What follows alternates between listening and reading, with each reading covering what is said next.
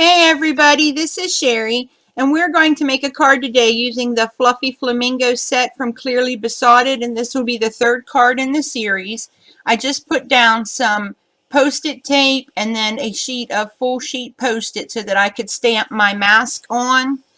And I'm just using my Memento Tuxedo black ink for that because that's the ink I use when I'm going to do Copic coloring, so that's what I had out.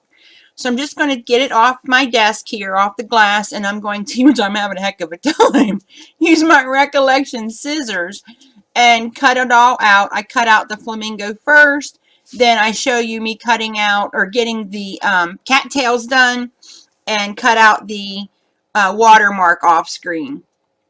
So I just finished that up and ta-da, there they all are. And now I'm going to put down my sheet of Copic paper, Express It paper, and there I'm using my Rosebud and my Tuxedo black ink for my image. And I really should have thought this through a little better. This is all three of these cards have been an example of, oh, what not to do when you're making cards. I moved the flamingo up too high. I moved it out too far. And I didn't measure where I wanted my image to be. So then I had to do some finagling later on to get it to work. But it still turned out cute and I like it. I just wish I had thought through and, planned it out a little better by using my stamps on the paper and then seeing where everything needed to be. Because in actuality, I wanted the cattails to be in front. But because I stamped the flamingo first, it's in front.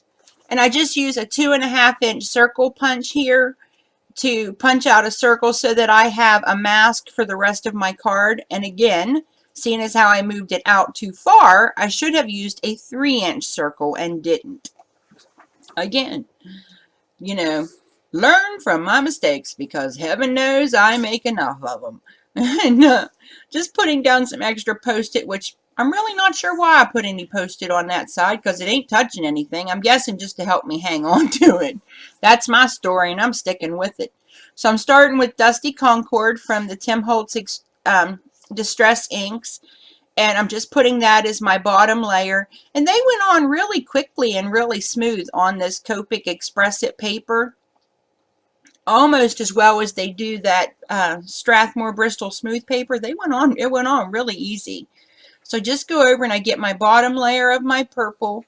Then I come in with Wilted Violet and do that next.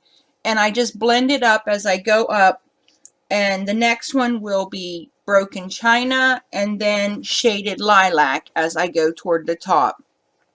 And, I could have used oranges and done like a sunset or something. But I don't know. I just wanted that. I wanted to use the purples and so that's what I did.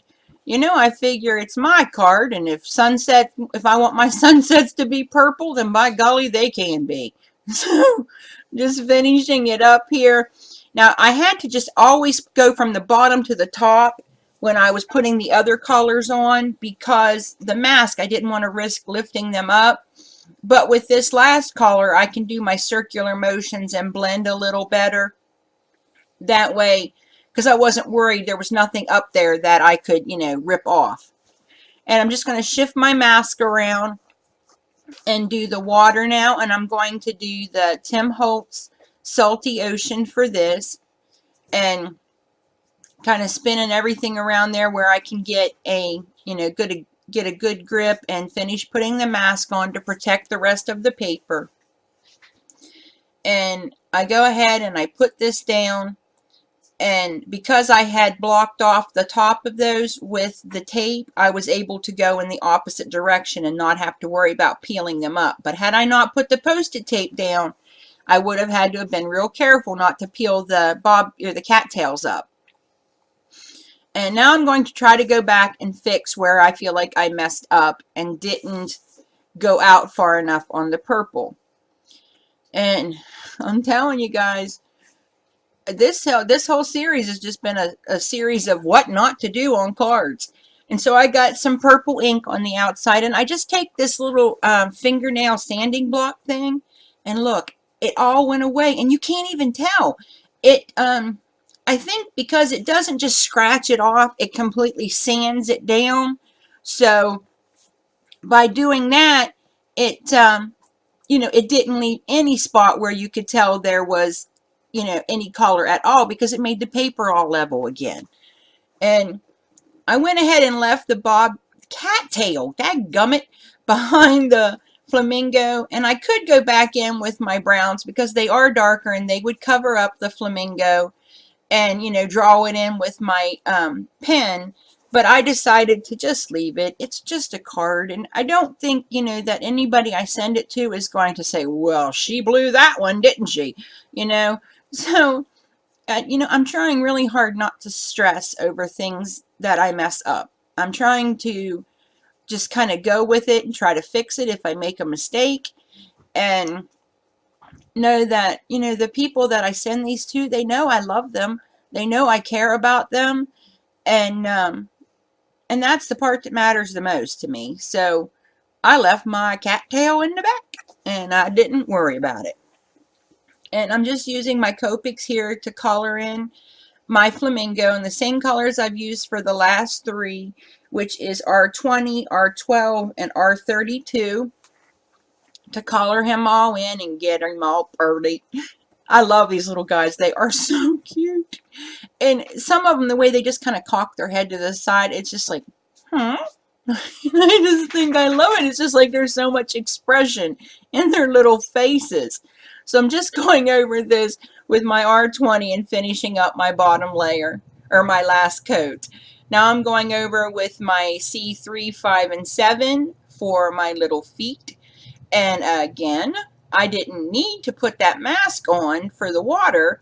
I could have just went with the blue and went over top of the legs, because the memento markers were darker and they would have went over top of it. I just, you know, again, I didn't think. And that's starting to become a pattern with me. And I just don't think. I guess I've decided, who needs thinking? I think it's overrated. Going back in there with my Salty Ocean Distress ink and trying to fill in where I had left it blank. And now I'm going to use the E13, 25, 27, and 29 to color in my cattails. Now what I did for the little bobby things at the top, I don't know what they're called, I used 25, 27, and 59 for them, because they were always darker than their brown, and well, some of them had even green, but I did brown. They're brown stems. So what I did for the stems was I just went E13, 25, and 27.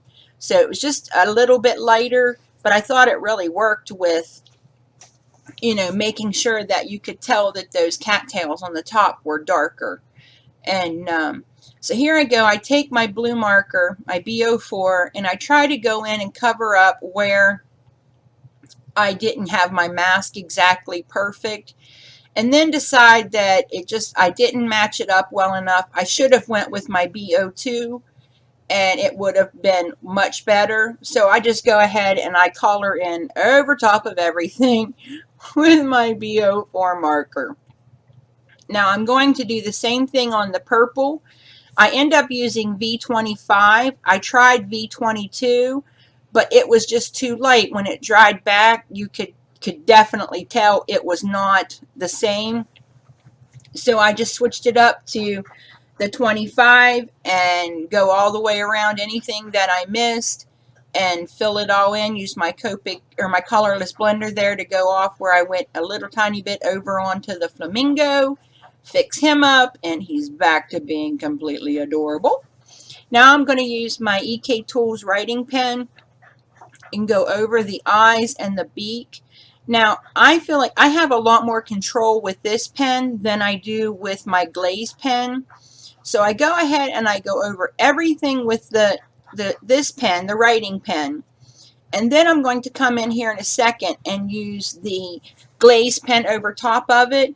But this way, if I, you know, don't get it exactly and leave a little bit out, it's not going to be noticeable because I already filled it in with a black. So there's the Glaze pen, and I got that at the Not Too Shabby shop. And I'm not sure if Jamie still has them, but if you ask her, I'm sure she would get them in for you if she can. And I know I just got some clear ones from her again the other day. And here's the white one to put the little dot in the eye. And there it is, all pretty. And so now I'm going to trim it down so that it fits an A2 size card base. And I'm going to leave a 1/4 inch border, so I go at 4 by 5 1/4. And this is where I thought I was going to stop with this. I was like, this is what I was going to do. I used that card base that I messed up the other day. And I love that blue behind it. It just was perfect. And so I go ahead and I put my card base down, and it sat here for a day. And I just looked at it and I kept thinking, this is something, it just needs something, and I just did not know what. And then it came to me. Ta-da! I used my Distress inks again, put it on a block, used my aqua pen, watered it down a little bit, and I used it to put flicks. I tried to tap it. I didn't get anywhere, so I flick it off the end of the block. And I just leave some spots on the card base that match the Distress inks that I use, and I absolutely love what it did to it. It just seemed like it completed it. It made it perfect, even though I messed up a bazillion times. So that's it, guys. This was just an awesome project, and I really am enjoying using these little flamingo guys. And I will be back with one more in the series. Thanks for visiting me today, guys, and happy crafting. Bye.